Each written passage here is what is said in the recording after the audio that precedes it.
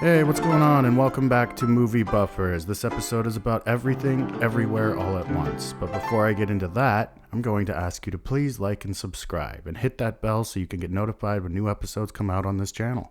I apologize if the audio is a little bit different and a little echoey. I am doing this out back because of shared office space in the house. But so far it sounds good. And holy shit. So a lot has been going on. You know, the Amber Heard and Johnny Depp trial is coming to an end this week. There has been a devastating tragedy in Texas, and my thoughts have been kind of there for the past 16 hours. I needed to get a new episode out there though. So I've just been following a lot of stuff on news, which I should just kind of try to focus more on this channel and try to bring an episode out every week instead of getting sucked into this rabbit hole, because I mean there's so many there's recaps and stuff that I watch this stuff live, which turns out to be a tremendous waste of time. So I think I'm just going to try to focus more and try to get my head back in the clouds and watch movies and try to keep my mind off from the crazy and horrible devastating things and the pointless celebrity gossip going on out there in the world. So this episode is about everything, everywhere, all at once, and it is directed by the Daniels, and this is their second feature film, first being Swiss Army Man.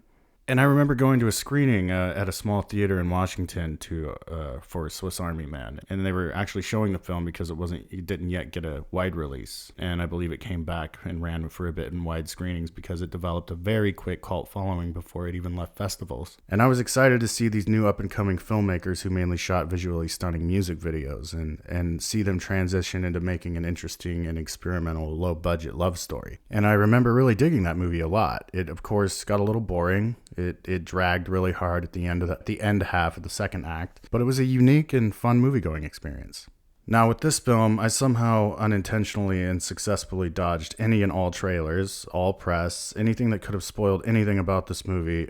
I actually thought the whole thing was supposed to be in another language, which would have been Chinese. And instead they dip in and out of English and Chinese speaking so well. I forgot I was reading subtitles a lot of the time.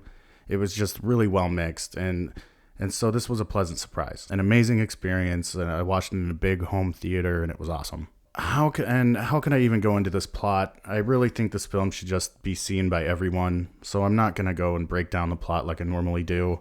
So far, what I grasped from the film, it's about kindness. It's about not replicating your parents' mistakes to inflict the same damage upon them and take part in repeating the cycle of trauma. And this film, it could have benefited from being edited down a little more. Some of the hardcore fight scenes, they felt like a music video that would go on way too long. And my partner even tapped out and went to bed because the amount of the hyper nonstop action, it's flashing in front of your face. It gets pretty exhausting. Even though, I like that kind of thing, I felt that it went on for way too long. And I feel that it was a bit of a flex on how well they can choreograph a fast-paced martial arts style fight scene. It just went on a little too long. And I was pretty bummed out because I tried to show this film to my partner, and I was really excited for her to see the depth the film had and to give her a taste of the emotional scenes to come. But the film was just too long for her, and it may be too long for a lot of people out there. And Swiss Army Man suffered a lot from the repetition of the same drawn-out plot with the bloated runtime. And don't get me wrong, these films are beautiful and very fun, but you wouldn't want to ride the same roller coaster over and over again for 2 hours, would you? Or I mean, you'd want to switch it up, right? Then again, there are those people out there that will ride the same ride all day long, but they are very easy to please, put the lightest way possible. And the film's message was pretty clear to me. It actually shared similar plot line to the Disney film Encanto, I thought, and also the film Seeing Red. Whereas Encanto is more about an overbearing grandmother losing touch with her own family, Seeing Red has a lot to do with the distance growing between a mother and a daughter. And it turns into a bunch of supernatural allegories. So I was a little bit disappointed that the story lacked the originality there. Seeing this kind of plot, 3 times in 1 year is just a little exhausting for me. And the mother having to figure out a way to communicate with her daughter to preserve their relationship and prevent the daughter's declining into the complete hopelessness. That was really cool and it was really different, and that's what differed from the Disney movies, but still, it all kind of seemed like it followed the same. It all seemed like they had the same plot. And now the film had a great, perfect ending. That was a bit of a tearjerker.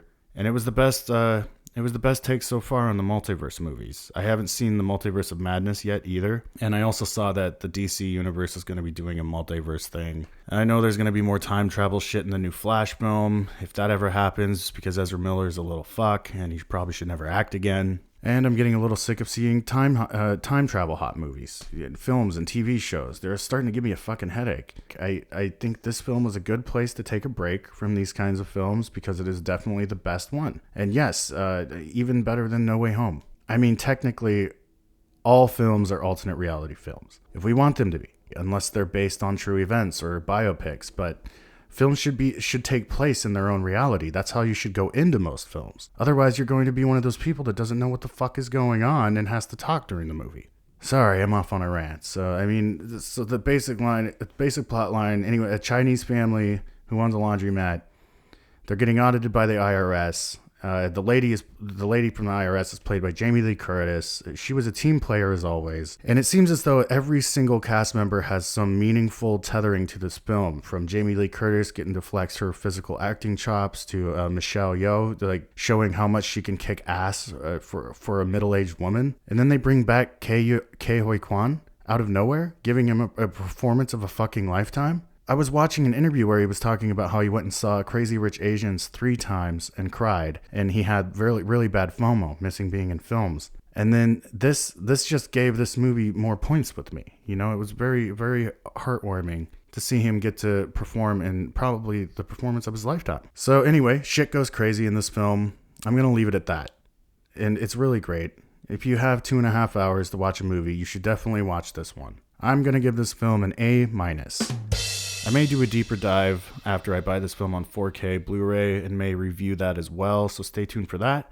And see everything everywhere all at once. Try something new. Turn your brain off and just go on the ride.